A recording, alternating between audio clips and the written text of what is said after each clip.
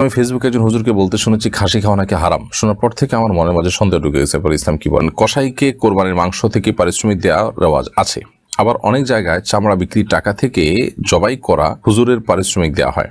এই কাজগুলো কতটুকু শরীয়ত সম্মত? কোরবানির মাংস থেকে আত্মীয়ের ভাগ প্রতিবেশী গরিবকে দেওয়া যাবে কিনা? নামাজে সিজদা দেওয়ার সময় ছোট বাচ্চা যায় নামাজে বসে থাকে, তখন সোজা সিজদা না দিয়ে ডান দিকে সিজদা দিতে হবে নাকি নামাজের অবস্থা সরিয়ে সোজা সিজদা দিতে হবে? ঋণগ্রস্ত থাকলে কি কোরবানি করা যাবে? অজুতে কয়বার মাথা মাসা করতে হয়, 3 বার নাকি 1 বার?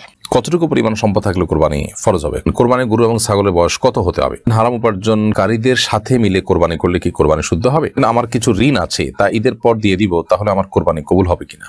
গরমে পুরো শরীর ঘেমে যায়, ঘামের পোশাক নিয়ে যদি নামাজ পড়া হয় তাহলে নামাজ হবে কিনা? ওখানে আপনি লিখেছেন কোরবানির গরু এবং ছাগলের বয়স কত হতে হবে? কোরবানির গরুর বয়স 2 বছর এবং ছাগলের বয়স কমপক্ষে 1 বছর হতে হবে। এমডি একে নীরব আপনি লিখেছেন আমার কিছু ঋণ আছে, তা ঈদের পর দিয়ে দিব, তাহলে আমার কোরবানি কবুল হবে কিনা? হবে। যদি আপনার ঈদের পরে কোরবানির আপনার ঋণ পরিশোধ করার ব্যবস্থা থাকে, আপনি করবেন, সে প্ল্যানও থাকে, তাহলে সেক্ষেত্রে এখন আপনি কোরবানি করতে পারেন, কোনো অসুবিধা নেই। সোহেল রানা লিখেছেন মৃত ব্যক্তির নামে কোরবানির নিয়ম জানতে চাই। মৃত ব্যক্তির তরফ থেকে আপনি কোরবানি করতে চাইলে তার তরফ থেকে কোরবানি করতে পারেন। যদি অনেক ওলামা ইকরাম বলেছেন যে একটা পশুতে নিজের নামের পাশাপাশি মৃত ব্যক্তিকে অ্যাড করতে পারেন, তবে অন্যান্য ওলামাদের মধ্যে সম্পূর্ণ পৃথক। একজন ব্যক্তির নামে একটা ছাগল, একটা গরু বা একটা গরুর অংশ আপনি কোরবানি করতে পারেন। কোরবানি করার পর সেই গোশত নিজে খেতে পারেন, অন্যদেরকে দান করতে পারেন। আপনি মৃত ব্যক্তির তরফ থেকে কোরবানি করেছেন, সেজন্য পুরোটা দান করে দিতে বাধ্য, ব্যাপারটা সেরকম না। তাহমিদ আলম চৌধুরী আপনি লিখেছেন বৃষ্টির দিনে রাস্তায় ময়লা পানি থাকে, যা হাঁটার সময় কাপড়ে লাগে, এমন অবস্থা নামাজ পড়লে নামাজ হবে কিনা? ময়লা পানিতে যদি নাপাক, একটা হলো ময়লা এমনি খড়কুটোর পানি বা কর্দমাক্ত পানি, সেটা যদি লাগে তাহলে সেক্ষেত্রে নাপাক হবে না। তবে পরিচ্ছন্ন পোশাকে নামাজ পড়া ভালো, সেটা ভিন্ন কথা, বাট নাপাক হবে না। এই অবস্থা নামাজ পড়লে নামাজ হয়ে যাবে। জুবাইর হোসেন আপনার প্রশ্নটি হলো, আপনি লিখেছেন বেনামাজের সাথে কোরবানির গরুর ভাগ নেওয়া জায়েজ আছে কিনা জানতে চাই। বেনামাজের সাথে কোরবানির গরুর ভাগ যথাসম্ভব আপনি নেবেন না, কারণ যিনি নামাজই পড়ছেন না তিনি কোরবানি কেন করছেন? নিশ্চয়ই গোশত খাওয়ার উদ্দেশ্যে করছেন, তার নিয়তের মধ্যে নিশ্চয়ই ভেজাল আছে। আর সম্পূর্ণরূপে সালাত ত্যাগকারী ব্যক্তি অনেক ওলামা ইকরামের মতে ইসলাম থেকেই খারিজ হয়ে যায়। সব মিলিয়ে একজন বেনামাজের সাথে কোরবানি দেওয়ার কোন অবস্থাতেই উচিত নয়, জায়েজ নয়। বরং একজন দিনদার মুত্তাকি পরহেজগার মানুষের সাথে কোরবানি দিবেন। এবং যৌথ কোরবানি দিতে হলে, একটা গরুতে কয়েকজন মানুষের কোরবানি দিতে হলে, সেই ক্ষেত্রে এই বিষয়গুলো দেখে নেবেন যে লোকটা নামাজি কিনা, মুত্তাকি কিনা, গোশত খাওয়ার উদ্দেশ্যে করছেন না কোরবানি তার উদ্দেশ্য, এগুলো দেখে তারপরে কোরবানি করতে হবে। মোহাম্মদ ইমাম হোসেন আপনি লিখেছেন ঋণগ্রস্ত থাকলে কি কোরবানি করা যাবে? ঋণগ্রস্ত ব্যক্তি কোরবানি করতে পারেন যদি ঋণটা এ পর্যায়ে থাকে যে তার ঋণ এর সাথে কোরবানি করা না করার কোনো সম্পর্ক না থাকে, অর্থাৎ তিনি কোরবানি করার ফলে যাদের কাছে ঋণ নিয়েছেন তাদের ঋণ পরিশোধে কোনো প্রকার আপনার সমস্যা তৈরি না হয়। অনেক ঋণ আছে যেগুলো তিনি নির্দিষ্ট সময় নিয়েছেন, সে সময় এখনো আছে, তিনি দিবেন, এর মধ্যে তিনি ঋণ করে কোরবানি করছেন, অথবা ঋণ করে কোরবানি করেছেন, এদিকে তার ঋণ পরিশোধ করার সুযোগ আছে, সেই হিসাবে তিনি ঋণ করেছেন, তো এটা জায়েজ আছে, কোনো অসুবিধা নেই। এমডি আকরাম হোসেন লিখেছেন শুনে থাকি যে স্বামী স্ত্রী পরস্পর 4 মাসে বেশি দূরে থাকা যায় না, এটা কতটুকু সত্যি? যারা প্রবাসে বছরের পর বছর থাকে তাদের ক্ষেত্রে বিধান কি? 4 মাসের বেশি দূরে থাকা যায় না মানে হলো স্ত্রীর হক আদায় করা উচিত, 4 মাসের বেশি দূরে থাকা উচিত নয়। কিন্তু যদি স্বামী স্ত্রী দুজনকে নিয়ন্ত্রণ করতে পারেন, কোনো গুনাহে লিপ্ত হন, তাহলে সেক্ষেত্রে 4 মাসের বেশিও যদি দূরত্বে থাকে সেটা জায়েজ আছে। যারা প্রবাসে আছেন তারা যদি স্বামী থেকে স্ত্রী থেকে স্বামী অন্যজন থেকে দূরে থাকার কারণে তাদের কোনো গুনাহে লিপ্ত হওয়ার আশঙ্কা না থাকে, নিজেকে নিয়ন্ত্রণ করতে পারেন, তাহলে সেক্ষেত্রে তারা দীর্ঘমেয়াদে কয়েক বছরও একজন অন্যজন থেকে দূরে থাকলে তাদের বৈবাহিক সম্পর্কের কোনো অসুবিধা হবে না। তবে ইসলাম এটাকে প্রশংসনীয় কাজ হিসাবে অবশ্যই মনে করে না, কারণ স্বামী স্ত্রী পাশাপাশি থাকবেন সেটাই ইসলাম চায়। নবী করিম সাল্লাল্লাহু আলাইহি ওয়াসাল্লাম জিহাদের ময়দানে পর্যন্ত, সফরে পর্যন্ত স্ত্রীকে সাথে নিয়ে যেতেন, অতএব সেই চেষ্টা একজন ইমানদারের কিন্তু থাকতে হবে। অপর্ণা আপনি লিখেছেন অজুতে কয়বার মাথা মাসা করতে হয়, 3 বার নাকি 1 বার? 1 বার মাথা মাসা করতে হয়, পুরো মাথা 1 বার মাসা করলেই হবে, 3 বার নয়। হাত মুখ এগুলো পাও 3 বার করে ধুইতে হবে, কিন্তু মাথা মাসাটা 1 বার করলেই চলবে। সুমাইয়া সাদ্দাম এই আইডি থেকে আপনি লিখেছেন গরমে পুরো শরীর ঘেমে যায়, ঘামের পোশাক নিয়ে যদি নামাজ পড়া হয় তাহলে নামাজ হবে কিনা? হয়ে যাবে, কিন্তু সম্ভব হলে সে পোশাক পরিবর্তন করা উচিত, অথবা ঘামের দুর্গন্ধ দূর করার জন্য আতর ইত্যাদি ব্যবহার করা উচিত, যাতে করে আপনার আশেপাশে মানুষের কষ্ট না হয়, ফেরেশতারা থাকেন তাদের কষ্ট না হয়, যথাসম্ভব সেই চেষ্টা করা উচিত। ফাইয়াজ হোসেন আপনি লিখেছেন হারাম উপার্জনকারীদের সাথে মিলে কোরবানি করলে কি কোরবানি শুদ্ধ হবে? কোরবানি অবশ্যই, যদি আপনি যৌথভাবে কোরবানি করেন তো অবশ্যই হালাল উপার্জনকারীর সাথে কোরবানি করা উচিত, আপনি কোনো হারাম উপার্জনকারীর সাথে কোরবানি করতে যাবেন না। এতে আপনার কোরবানি বিশুদ্ধ হবে না। যদিও এক্ষেত্রে অনেক উলামা একরাম ভিন্নমত পোষণ করেছেন যে আপনার কোরবানি, আপনার টাকা, এটা ঠিক থাকলে আপনারটা আপনার কবুল হবে, আপনার সাথে শরীক কেউ হলে তারটা ত্রুটিপূর্ণ থাকলে তারটা কবুল হবে না, কারণ কারোর পাপের বোঝা অন্য কেউকে বহন করতে হয় না। আবার যে সমস্ত উলামা একরাম বলেন যে না, কোরবানি বিশুদ্ধ হবে না, বিশেষ করে ফুকাহা হানাফ, এই সমস্ত ক্ষেত্রে হারাম উপার্জনকারী কিংবা কেউ গোশত খাওয়ার উদ্দেশ্যে কোরবানি করছেন তার সাথে কোরবানি দিলে কোরবানি হবে না বলে মত দিয়ে থাকেন। তো এই মত এর যৌক্তিকতা হলো যে এখানে পশু মূলত জবে হচ্ছে একটি, অতএব এই একটির মধ্যে যখন ভেজাল হবে, আল্লাহর রহমান ভেজাল কোনো কিছু গ্রহণ করেন না, বিধায় আমাদের উচিত হবে হালাল উপার্জনকারীর সাথে কোরবানি দেওয়া এবং মোত্তাকি পরিষ্কার মানুষ তুলনামূলকভাবে খুঁজে বের করে কোরবানি দেওয়া। আর সবচেয়ে ভালো হলো একাকি কোরবানি দেওয়া, সেটা প্রয়োজনে একটা ছোট ছাগল হোক না কেন।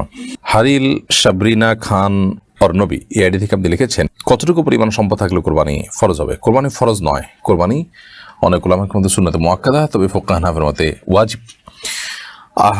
ওয়াজিব যেহেতু, অতএব ওয়াজিব হবে হলো জাকাত দেওয়ার মতো সম্পদ, অর্থাৎ জাকাত ফরজ হতে যে পরিমাণ সম্পদ প্রয়োজন হয়, 7.5 ভরি স্বর্ণ কিংবা 52 ভরি রূপার সমমূল্য যদি কারোর কাছ থাকে, 52 ভরি রূপার বাজার মূল্য বর্তমানে 70 থেকে 80 হাজার টাকা প্লাস মাইনাস, এই টাকা যদি কারোর কাছে কোরবানির মৌসুমে থাকে তার উপর জন্য কোরবানি করা ওয়াজিব, ঋণ মুক্ত যদি থাকে এই টাকা। তাহারাত তান্নি আপনি লিখেছেন, নামাজে সিজদা দেওয়ার সময় ছোট বাচ্চা যায় নামাজে বসে থাকে, তখন সোজা সিজদা না দিয়ে ডান দিকে সিজদা দিতে হবে নাকি নামাজের অবস্থা সরিয়ে সোজা সিজদা দিতে হবে? বাচ্চা যদি একেবারে বরাবর সামনে থাকে তো আপনি একটু সরে গিয়ে ডানে কিংবা বামে সরে গিয়ে সিজদা করতে পারেন, কোনো অসুবিধা নেই, বা হালকা বাঁকা হয়ে সিজদা করলেও অসুবিধা নেই, নামাজ হয়ে যাবে।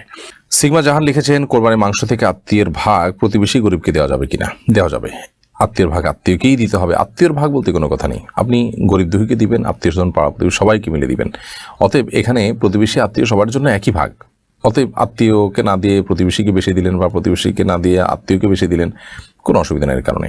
এমনি মোশাররফ আপনি লিখেছেন, আমি ফেসবুকে একজন হুজুরকে বলতে শুনেছি খাসি খাওয়া নাকি হারাম। শোনার পর থেকে আমার মনের মাঝে সন্দেহ ঢুকে গেছে, পরে ইসলাম কি বলে? না, খাসি খাওয়া হারাম এমন কোনো কথা নেই, যদি কেউ বলে থাকেন তিনি ভুল বলেছেন। ফরিদ হোসেন আপনি লিখেছেন, কসাইকে কোরবানির মাংস থেকে পারিশ্রমিক দেওয়ার রেওয়াজ আছে, আবার অনেক জায়গায় চামড়া বিক্রির টাকা থেকে জবাই করা হুজুরের পারিশ্রমিক দেওয়া হয়, এই কাজগুলো কতটুকু শরীয়ত সম্মত? খুবই গর্হিত এবং হাদিসের সম্পূর্ণ বরখেলাফ কাজ। কোরবানির কসাইকে কোরবানির পশুর মাংস কেন কোনো কিছুই পারিশ্রমিক হিসাবে দেওয়া যাবে না, বরং পারিশ্রমিক হিসাবে নিজের এক্সট্রা টাকা পয়সা থেকে তাকে দিতে হবে। আপনি যদি কোরবানির পশুকে, যিনি যে কসাই বানিয়েছেন, গোশত প্রস্তুত করেছেন, তাকে যদি পশুর গোশত, হাড্ডি, মাথা, কলিজা, লেজ ইত্যাদি দেন পারিশ্রমিক হিসাবে, তাহলে সেক্ষেত্রে কেমন যেন কোরবানির এই গোশতটাকে আপনি বিক্রি করলেন। তার মানে কোরবানির গোশত তো বিক্রি করা যায় না, এটা তো আপনি খাবেন, কাউকে দান করবেন, এটুকু। তো যেহেতু আপনি এটাকে জাঘোষিতা করতে পারছেন না, সেহেতু আপনি এই গোশতটা কসাইকে যদি তার কাজ করিয়ে পারিশ্রমিক দেন, তাহলে কেমন যেন আপনি এটা একটা বিনিময়ের ভিত্তিতে দিলেন, বিক্রি করার মতোই হলো। তো নবী করিম সাল্লাল্লাহু আলাইহি ওয়াসাল্লাম আলী রাদিয়াল্লাহু তাআলা আনহুকে পরিষ্কারভাবে নিষেধ করেছেন যে তিনি যেন কসাইকে কোরবানির পশুর কোনো গোশত ইত্যাদি না দেন, তাকে উপযুক্ত পারিশ্রমিক দিয়ে দিবেন যাতে কোনো প্রকার তার হক নষ্ট না হয়, ঠকানো না হয়, কিন্তু তাই বলে গোশত বা কোরবানির পশুর কোনো কিছু দেওয়া যাবে না। একইভাবে যিনি জবে করেছেন সেই হুজুরকে যদি আপনি জবেহের পারিশ্রমিক দেন, তো সেটা আপনি নগদ টাকা দিবেন, অন্য কিছু দিবেন, কিন্তু কোরবানির গোশত দিয়ে বা কোরবানির পশুর কোনো কিছু দিয়ে যদি পারিশ্রমিক দেন, তাহলে সেক্ষেত্রে এই কোরবানির পশুর গোশত বা তার অংশকে আপনি কোনো বিনিময়ের ভিত্তিতে দিলেন, এটা বিক্রি করার মতোই হয়ে গেল, সেটা কিন্তু জায়েজ নাই। এবং এই বিষয়টি আমরা না জানার কারণে অনেকে ভুল করে বসে থাকি। অনেকে কসাইকে সামান্য পয়সায় নেই, কসাইও জানে যে টাকা কম দিলে কি হবে, গোশত একটু বাড়িয়ে দিবে, এবং বলেও থাকে যে গোশত একটু বাড়িয়ে দিবেন, তাহলে সেক্ষেত্রে তার গড়ে পোষায় যায়। তো এভাবে আসলে চুক্তি করা জায়েজ নাই। সাপ তাকে বলে দিতে হবে, তুমি গরিব হলে অন্য 10 জন গরিবের মতো তোমাকে আমি দিতে পারি, সেটা আমার ব্যাপার, কিন্তু পারিশ্রমিক তুমি যেটা নেবে সেটা অত্যন্ত ক্লিয়ার, এরকমটি করা উচিত। এর জন্য ফারজানা নওরিন অপর্ণা আপনি লিখেছেন, অজুতে কয়বার মাথা মাসা করতে হয়? 3 বার নাকি একবার? একবার মাথা মাসা করতে হয়, পুরো মাথা একবার মাসা করলেই হবে, 3 বার নয়। হাত, মুখ, এগুলো পাও 3 বার করে ধুইতে হবে, কিন্তু মাথা মাসাটা একবার করলেই চলবে। এরপরে মঞ্জিল হাসান আপনি লিখেছেন, রুকিয়া সম্পর্কে আপনার মতামত জানতে চাই। কোরআন এবং হাদিসের আলোকে রুকিয়া যদি হয় শরিয়ার আলোকে, এটা জায়েজ আছে। জিনদেরকে টাকা পয়সা দিয়ে তাদের মদত, তাদের সাহায্য প্রার্থনা করে ঝাড়ফুঁক করা হলে বা চিকিৎসা করা, সেটা জায়েজ নাই। কোরআনে কোনো আয়াত এবং মাসুন দোয়াগুলো, আজান ইত্যাদি এগুলোর মাধ্যমে যদি রুকিয়া করা হয় তাহলে সেটা জায়েজ আছে, এবং রুকিয়া যিনি করেন তাদেরকে পারিশ্রমিক দেওয়াও জায়েজ আছে। এমন খান আপনি লিখেছেন, কোরবানির গরু এবং ছাগলের বয়স কত হতে হবে? কোরবানির গরুর বয়স 2 বছর এবং ছাগলের বয়স কমপক্ষে 1 বছর হতে হবে। তাহারাত তান্নি আপনি লিখেছেন, নামাজে সেজদা দেওয়ার সময় ছোট বাচ্চা যায় নামাজে বসে থাকে, তখন সেজদা ডান দিকে মানে সোজা সেজদা না দিয়ে ডান দিকে সেজদা দিতে হবে, নাকি নামাজের অবস্থা সরিয়ে সোজা সেজদা দিতে হবে? বাচ্চা যদি একেবারে বরাবর সামনে থাকে তো আপনি একটু সরে গিয়ে ডানে কিংবা বামে সরে গিয়ে সেজদা করতে পারেন, কোনো অসুবিধা নেই, বা হালকা বাঁকা হয়ে সেজদা করলেও অসুবিধা নেই, নামাজ হয়ে যাবে। এরপরে ফাইয়াজ হোসেন আপনি লিখেছেন, হারাম উপার্জনকারীদের সাথে মিলে কোরবানি করলে কি কোরবানি শুদ্ধ হবে? কোরবানি অবশ্যই, যদি আপনি যৌথভাবে কোরবানি করেন তো অবশ্যই হালাল উপার্জনকারীর সাথে কোরবানি করা উচিত। আপনি কোনো হারাম উপার্জনকারীর সাথে কোরবানি করতে যাবেন না, এতে আপনার কোরবানি বিশুদ্ধ হবে না। যদিও এক্ষেত্রে অনেক ওলামা একরাম ভিন্নমত পোষণ করেছেন যে আপনার কোরবানি, আপনার টাকা, এটা ঠিক থাকলে আপনারটা আপনার কবুল হবে, আপনার সাথে শরীর কেউ হলে তারটা ভুল ত্রুটিপূর্ণ থাকলে তারটা কবুল হবে না, কারণ কারোর পাপের বোঝা অন্য কেউকে বহন করতে হয় না। আবার যে সমস্ত ওলামা একরাম বলেন যে না, কোরবানি বিশুদ্ধ হবে না, বিশেষ করে ফোকা হানাফ, এই সমস্ত ক্ষেত্রে হারাম উপার্জনকারী কিংবা কেউ গোশত খাওয়ার উদ্দেশ্যে কোরবানি করছেন তার সাথে কোরবানি দিলে কোরবানি হবেন না বলে মত দিয়ে থাকেন। তো এই মত এর যৌক্তিকতা হলো যে এখানে পশু মূলত জবে হচ্ছে একটি, অতএব এই একটির মধ্যে যখন ভেজাল হবে, আল্লাহর নামে ভেজাল কোনো কিছু গ্রহণ করেন না, বিধায় আমাদের উচিত হবে হালাল উপার্জনকারীর সাথে কোরবানি দেওয়া এবং মোত্তাকি পরিষ্কার মানুষ তুলনামূলকভাবে খুঁজে বের করে কোরবানি দেওয়া। আর সবচেয়ে ভালো হলো একাকি কোরবানি দেওয়া, সেটা প্রয়োজনে একটা ছোট ছাগল হোক না কেন। এরপরে রিম্পা দাস আপনি উত্তরবঙ্গ ইন্ডিয়া থেকে প্রশ্ন করেছেন, আমি হিন্দু পরিবারে জন্মেছি, তবে এখন ইসলামের সত্যতা উপলব্ধি করেছি এবং ইসলামের নিয়ম নীতি অনুসারেই চলতে চাই, কিন্তু পরিবারের ক্ষেত্রে বাধা হয়ে দাঁড়িয়েছে। এখানে আমি পর্দা করতে পারি না, নামাজ পড়তে পারি না, ইসলামের নিয়ম নীতিগুলো পালন করতে চাই কিন্তু সম্ভব হচ্ছে না, আমি স্বাবলম্বী নই, এই অবস্থা আমার কী করা উচিত? বোন রিম্পা, আল্লাহ রাব্বুল আলামিন আপনাকে দিনের জন্য কবুল করুন, আপনার অন্তরকেও মুক্ত করে দিন ইসলামের বাস্তবতা এবং সঠিকতা উপলব্ধি করবার জন্য। এ সমস্ত ক্ষেত্রে আমাদেরকে চ্যালেঞ্জ নিতে হবে। আপনি যখন দিনের ইসলামের সত্যতা বুঝতে পেরেছেন, আল্লাহর প্রতি ঈমান এনেছেন, আলহামদুলিল্লাহ, আপনার জন্য উচিত হবে আপনি নিজের সাধ্য অনুপাতে, যদি বাবা মা আপনাকে বাধা দেয়, পরিবার বাধা দেয়, তাহলে সেক্ষেত্রে নিজের সাধ্য অনুপাতে আপনি তাদের থেকে পৃথক হয়ে দিন পালন করার চেষ্টা করা। প্রথমত তাদের সাথে থেকে যদি দিন পালন করতে পারার চেষ্টা করবেন, যদি তারা বাধা দেন এবং কোনোভাবে আপনাকে মানতে না দেন, তারপরও আপনার জন্য উচিত হবে আপনার যে কোনো মূল্যে দিনের উপরে অটল এবং অবিচল থাকা। হ্যাঁ, যদি এমন হয় যে আপনার জীবন বিপন্ন হতে পারে, তাহলে আপনি তাদের সামনে মুখে তাদের কথা মানলেন কিন্তু ভেতরে আপনার ঈমান পূর্ণাঙ্গ থাকবে, সেটা হতে পারে। বাট আপনার এখন কাজ হবে আশপাশে কোনো আলিমের কাছে গিয়ে আপনি কালিমায়ে শাহাদা পাঠ করুন, পাঠ করে আপনি ইসলামে প্রবেশ করুন এবং আপনি আল্লাহর বিধিবিধানগুলো ৫ ওয়াক্ত সালাতে মানার চেষ্টা করুন। আর একজন ভালো জীবনসঙ্গী মুসলমান কোনো ছেলের সাথে বিয়ে যদি করে আপনি দিনই জীবনযাপন করার চেষ্টা করতে পারেন, সেটা হবে আপনার জন্য সবচাইতে ভালো। তো খোলাসা কথা হলো, বাবা মার মধ্যে থেকে যদি দিন পালন করতে পারেন ভালো, আর যদি আপনার সুযোগ থাকে তাহলে আপনি প্রয়োজনে তাদের থেকে পৃথক হয়ে গিয়ে আপনি কোনো আলেম দিনদারদের শরণাপন্ন হয়ে তাদের সহযোগিতা নিয়ে আপনি বিবাহের চিন্তা করতে পারেন এবং একটা ভালো দিনদার ছেলে পেলে তার সাথে আপনি জীবন কাটাবার চেষ্টা করতে পারেন। এক্ষেত্রে বাবা মার অবাধ্য হলে আপনার গুনাহ হবে না, কারণ বাবা মা আল্লাহর সঙ্গে শিরক করতে বাধ্য করলে তাদের সে কথা মানতে আমরা বাধ্য নই। আর যদি সেরকম কোনো উপায় এই মুহূর্তে আপনার না থাকে, তাহলে আপৎকালীন সময়ে আপনি অনন্য উপায় হিসাবে এই মুহূর্তে আপনার বাবার বাড়িতে আপনার ফ্যামিলির সাথে আপনি থেকে দিন পালনের জন্য আপ্রাণ চেষ্টা করবেন। যদি এমনকি তারা আপনার উপর টর্চার করে আপনার জীবন বিপন্ন করবার মতো মনে হয়, তাহলে সেক্ষেত্রে আপনি জীবন রক্ষা করার প্রয়োজনে ইসলামের বিধিবিধানগুলো যদি না মানেন, না পালন করেন, তাহলে ইনশাআল্লাহ আপনার গুনাহ হবে না, যেহেতু আপনি নিরুপায়। আল্লাহ বলেছেন লা ইউকাল্লিফুল্লাহু নাফসান ইল্লা উসআহা, মানুষকে সাধ্যের বাইরে আল্লাহ তাআলা কোনো কিছু করার নির্দেশ দেন না। ইমরান খান আপনি লিখেছেন, আমি সৌদি আরবে দেখেছি জানাজার নামাজের পর সালাম একদিকে ফেরানো হয় আর বাংলাদেশে দুদিকে ফেরানো হয়, কোনটা সঠিক?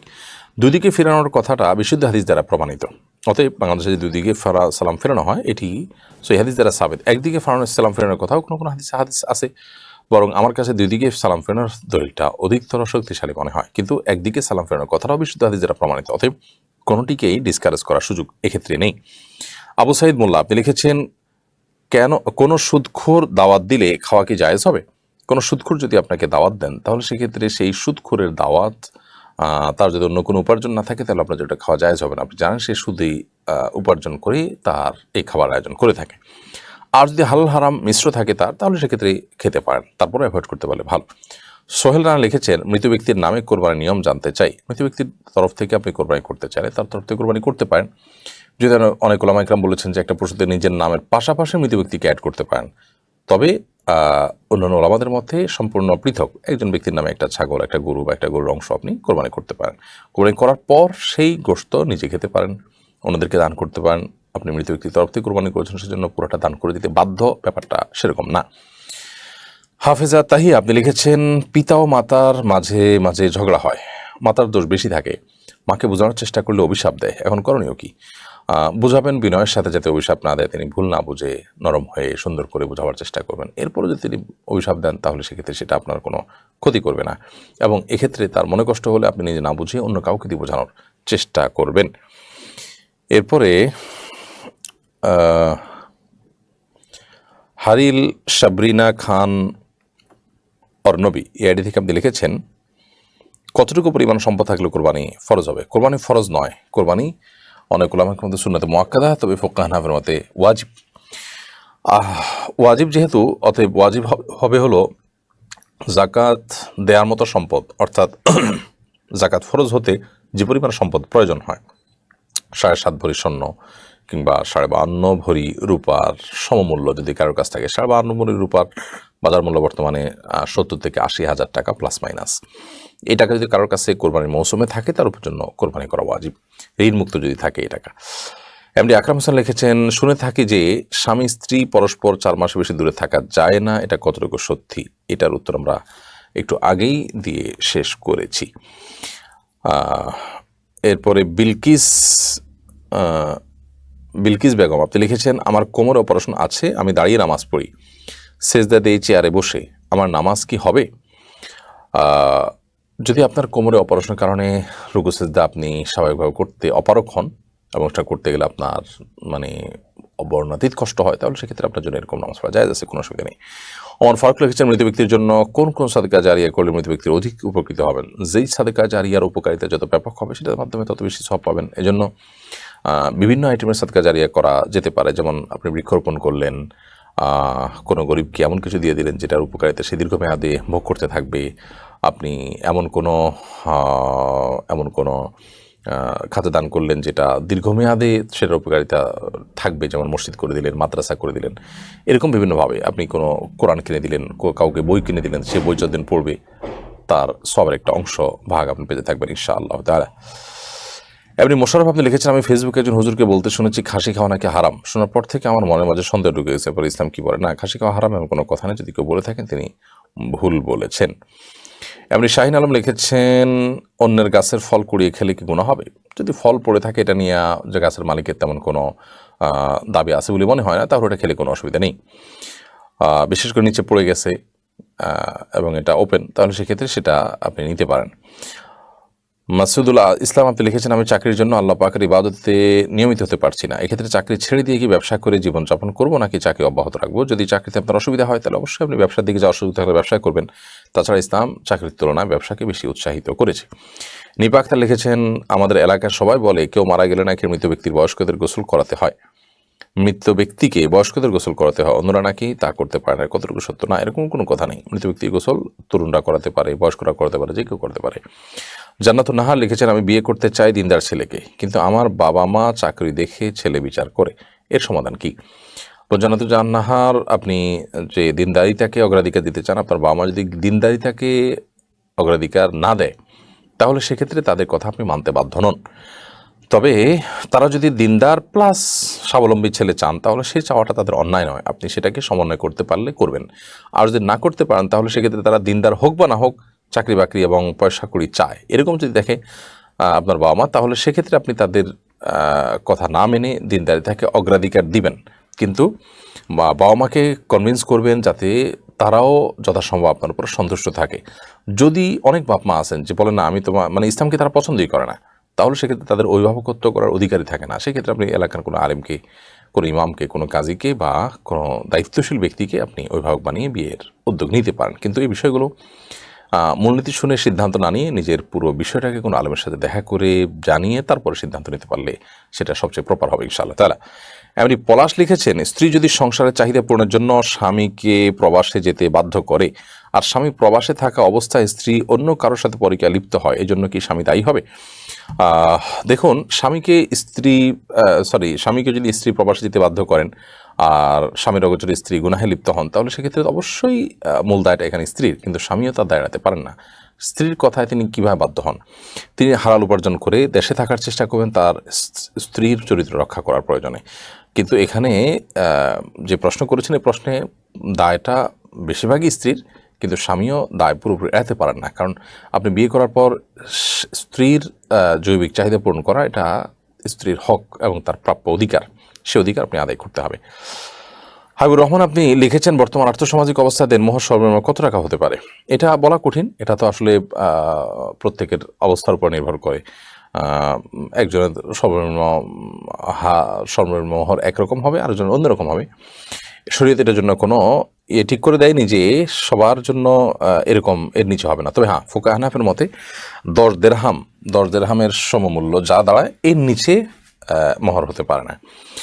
এমনি শাহিন শেখ আপনি লিখেছেন, দোকান ভাড়া বাবদ অগ্রিম টাকা যদি কোনো দোকান মালিক সুদে লাগায়, এক্ষেত্রে কি আমি গুনাহগার হব? দোকান ভাড়া বাবদ যে অগ্রিম টাকা আছে, এই টাকাটা আসলে আমানত, এই টাকাটা নিয়ে একটু জটিলতা আছে। এই টাকাটা খরচ করা যাবে কিনা, বিশুদ্ধ মত অনুযায়ী এটা খরচ করা যাবে না। তাহলে কি করতে হবে? এটা যদি খরচ করতে হয় তাহলে এটাকে বলতে হবে এটা আমি জামানতের কথা বলছি, জামানত না বরং এটা অগ্রিম, এবং মাসে মাসে সেখান থেকে টাকা কাটা যাবে, হোক সামান্য পার্সেন্টেজ, তাহলে এটা আপনি খরচ করতে পারেন। আর সুদে লাগালে সেটা তো সর্বাবস্থা গুনাহ, এবং সেক্ষেত্রে আপনি গুনাহগার হবেন না, যেহেতু তার কাছে জামানত আছে, অগ্রিম রাখা আছে, তিনি গুনাহগার হবেন। ফারহানা জাবি এর দিকে আপনি লিখেছেন, আমি খাসি কিনে যদি বাসায় কোরবানি না দিয়ে এতিমখানায় কোরবানি দেই, তবে কি তা কবুল হবে? খাসি কেনার পর আপনি যে কোনো জায়গায় কোরবানি দিলে আপনার কোরবানি আদায় হয়ে যাবে। এরপরে ফাইরুজ লাবিবা আপনি লিখেছেন এডি থেকে, আরাফার দিনে রোজা রাখার ফজিলত কি? এই দিনে রোজা রাখা সম্পর্কে কিছু বলেন। আরাফার দিন রোজা রাখার ফজিলত হলো এর মাধ্যমে 1 বছর পূর্বের এবং 1 বছর পরের অর্থাৎ অগ্রিম গুনাহ, ছোটোখাটো গুনাহগুলো আল্লাহ তাআলা মাফ করে দেন, বড় গুনাহগুলো তওবা ছাড়া মাফ হয় না। আর এই আরাফাতের রোজা এটা আমাদের রাখার চেষ্টা করা উচিত যথাসম্ভব জিলহজের 9 তারিখে, পৃথিবীর যে প্রান্তে অবস্থান করছেন সেখানকার 9 তারিখে আপনি রোজা রাখবেন।